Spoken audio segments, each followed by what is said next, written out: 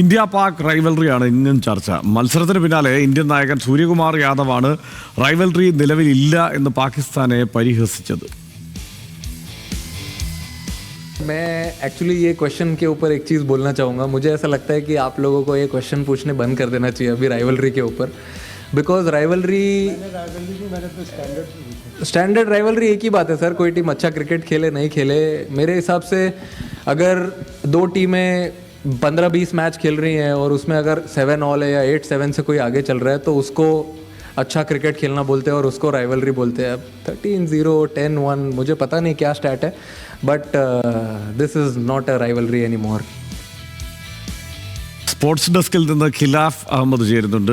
ഖിലാഫ്, ഈ രണ്ട് രാജ്യങ്ങൾ തമ്മിൽ മറ്റു പല സാഹചര്യങ്ങളിലും ഈ ശത്രുത നിലനിൽക്കുന്നത് കൊണ്ടാണ് ഈ റൈവൽറി ഈ മട്ടിൽ വളരുന്നത്. അല്ല മറ്റേതെങ്കിലും തരത്തിൽ ഇപ്പോൾ കായികമായിട്ടുള്ളൊരു റൈവൽറി എന്ന നിലയ്ക്ക് അല്ല പലപ്പോഴും ഇത് ചർച്ചയാവാറ്. പക്ഷേ സൂര്യകുമാർ യാദവ് ഇതിനെ പ്ലേസ് ചെയ്യുന്നത് അതിനെ പരിഹസിക്കാനായി പറയുന്നത് ഈ മത്സരങ്ങളുടെ കണക്ക് തന്നെയാണ്. 10-1 എന്ന നിലയ്ക്കോ 10-0 എന്ന നിലയ്ക്കോ ഒക്കെ ഈ കണക്കുള്ള ഒരു ടീമിനെ എങ്ങനെയാണ് റൈവൽറി എന്ന നിലയ്ക്ക് അവതരിപ്പിക്കാനാവുക എന്നാണ് ചോദിക്കുന്നത്. ഖിലാഫ്, എന്താണ് ഇതിൻ്റെ വിശദാംശങ്ങൾ?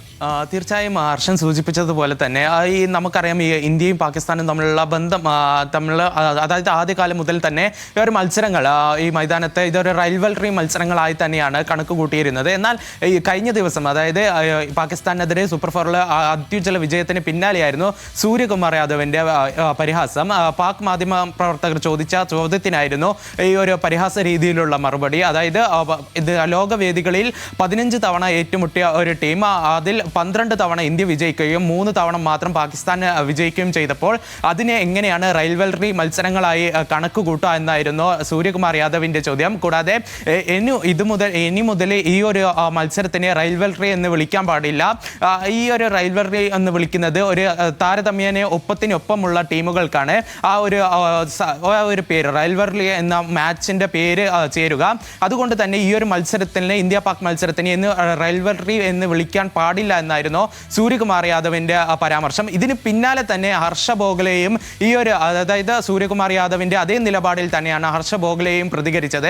അതായത് ഇപ്പോൾ നിലവിലുള്ള സാഹചര്യങ്ങൾ കണക്കിലെടുത്താൽ ഈ ഒരു ഇന്ത്യക്ക് തന്നെയാണ് മേധാവിത്വമുള്ളത്. അതിനെ തുടർന്ന് തന്നെ ഈ ഒരു മത്സരത്തിന് റൈവൽറി എന്ന രീതിയിൽ പരിഗണിക്കാൻ പറ്റത്തില്ല ഈ ഒരു മത്സരത്തിന്.